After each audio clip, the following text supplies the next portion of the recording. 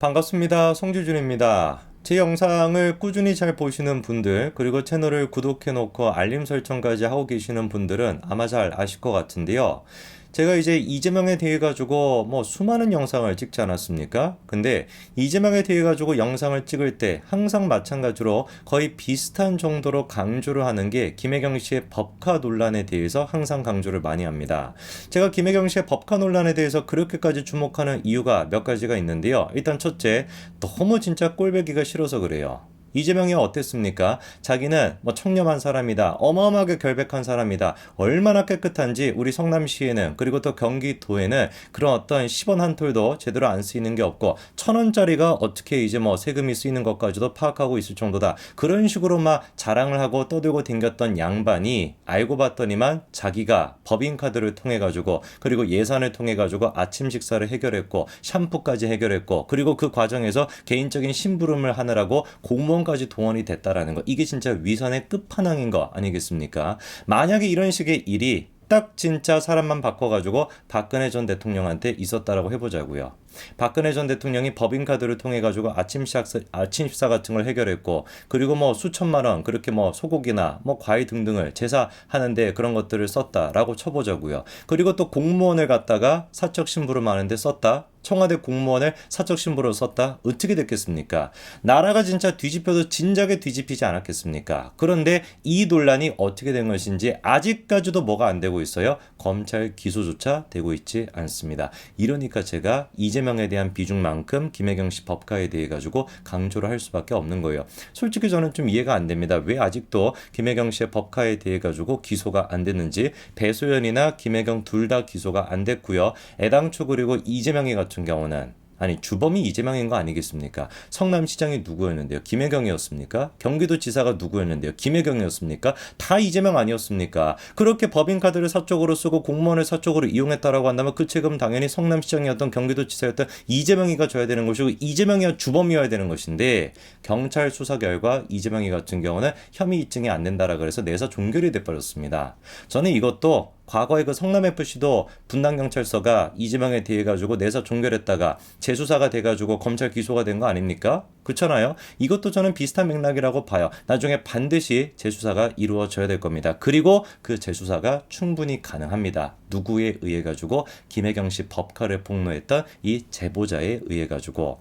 제보자분께서 분명히 뭐라고도 얘기했습니까? 법카 유형 주범은 누구다? 이재명이다. 공범인 수준이 아니라 주범이 이재명이라는 거예요. 이것만 들어도 진짜 소름 끼치지 않습니까? 대선 기간 동안에 이재명이 보여줬던 모습이 뭐였어요? 사실상 아내도 남이다 이거였어요. 자기 아들 같은 경우는 자식은 남이다라고 아예 그냥 선포를 해버렸지만, 아내 또한 마찬가지로 남이다라고 선포한 꼴이었습니다. 자기는 아무 연관성이 없는 것처럼, 법카 사용에 대해 가지고 아무런 상관도 없는 사람인 것처럼 약간 객관적인 입장에서 제3자에서 아내가 잘못했네요. 아내 일에 대해서 내가 사과를 드립니다. 이런 포지션이 이재명의 포지션 아니었습니까?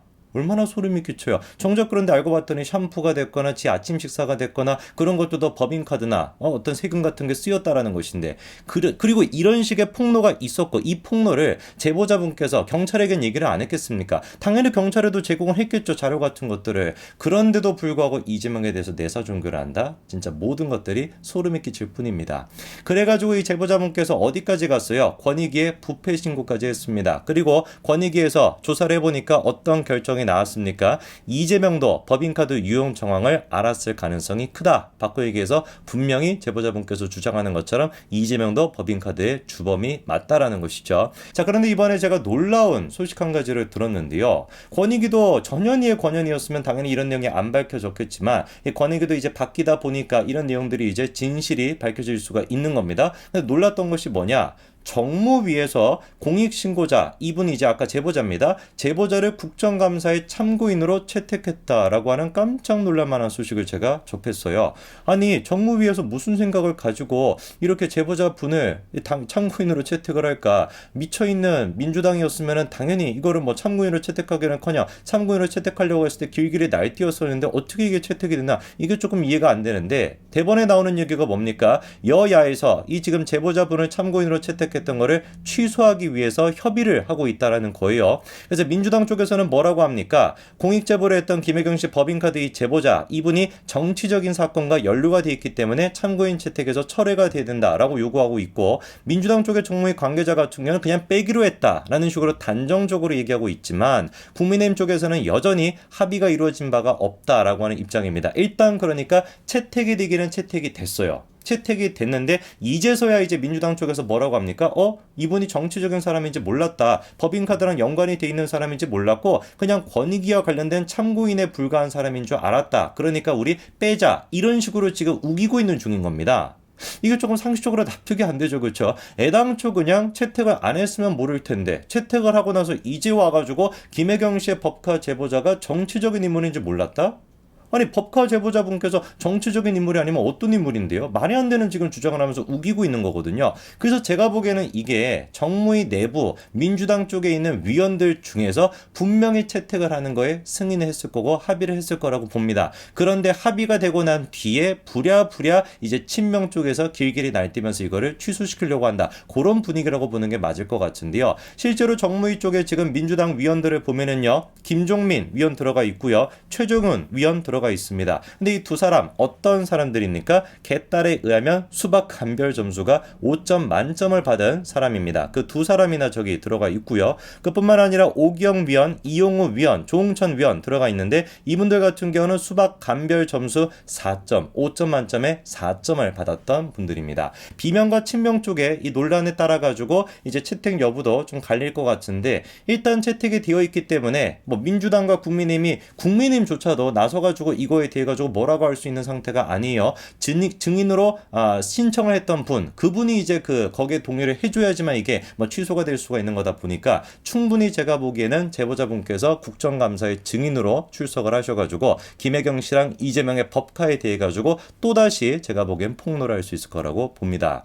그리고 이제 권익에 대해서도 아까 제가 말씀을 드렸습니다만 전현희의 권익이었으면은 이런 식의 내용들이 공개가 될 수가 있겠습니까? 정권 교체가 돼가지고 권익위 또한 마찬가지로 물갈이가 되니까 그러니까 이게 지금 밝혀질 수가 있는 것이지 전현이었으면은 이거 가능이나 했겠냐고 택도 없는 소린 것이죠. 애당초 그 대선 기간 동안에도 이 제보자에 대해 가지고 공익신고자로 임명하는 거 그거에 대해서도 얼마나 시끄러웠습니까? 심지어 무슨 트위터 댓글로 알렸다 이런 얘기가 있는데 이게 뭔 소린지를 보니까 권익위에서 제보자로 공익신고자로 인정을 했음에도 불구하고 그 사실을 누구한테 직접 안 알려줬던 거예요? 제보자분한테 안 알려줬던 겁니다. 그리고서는 권익위에서 하는 얘기가 뭐예요?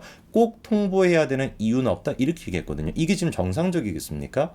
아니 그러면은 이분이 어떻게 그거를 확인할 수가 있는데요. 얼마나 가슴 졸이겠습니까? 민주당 쪽에 있는 인간들, 이재명 밑에 있는 인간들이 얼마나 무시무시한 인간들이에요. 최소한의 그거를 보호받을 수 있는 장치가 공익제보자로 인정이 되는 겁니다. 공익제보자로 인정이 돼야 그래야지 추가적으로도 폭로를 할 수가 있는 것인데 무서워서라도 폭로를 할 수가 없는 것이죠. 그러니까 충분히 우리는 권익위가 애당초 이 폭로를 이 제보자에 대해 가지고 소극적으로 대처하게끔 만들기 위해 가지고 적극적으로 그거를 통보를 안 해줬다라고 생각할 수밖에 없는 거예요. 더 그런 생각을 할 수밖에 없는 게 비슷한 시기에 또 폭로를 했던 인간이 누가 있습니까? 조성은이가 있죠. 근데 그 조성은에 대해서는 권익위가 어떻게 했습니까? 공익신고자로 인정하는 거 일주일 만에 인정했던 것뿐만 아니라 뭐까지 배포를 했어요? 보도자료까지 배포를 했거든요.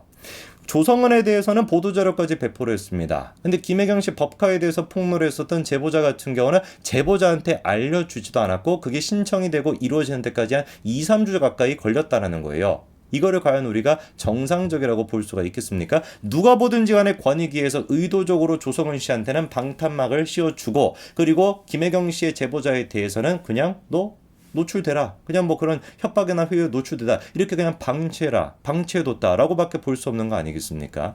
권익위 또한 마찬가지로 아직도 전현희가 정신 못 차리고 여기저기 설쳐대고 있고 무슨 대통령이 됐거나 장차관의 근태도 감사해야 된다. 이따위지가 헛소리하고 앉아있는데 이런 인간부터 우리가 뭘 해야 되는 거예요? 구속을 시켜야 되는 겁니다. 다른 것도 아니고 권익위원장이었던 사람이 그런 인간이 어떻게 저렇게나 정치적인 색깔을 띌 수가 있습니까? 부끄러움도 없는 인간이에요. 전현희가 됐거나 이재명이 됐거나 김영익이 됐거나 이런 인간들부터 정리가 돼야 그나마 대한민국이 상식적인 국가가 될 겁니다. 여기까지 말씀드리겠습니다. 감사합니다.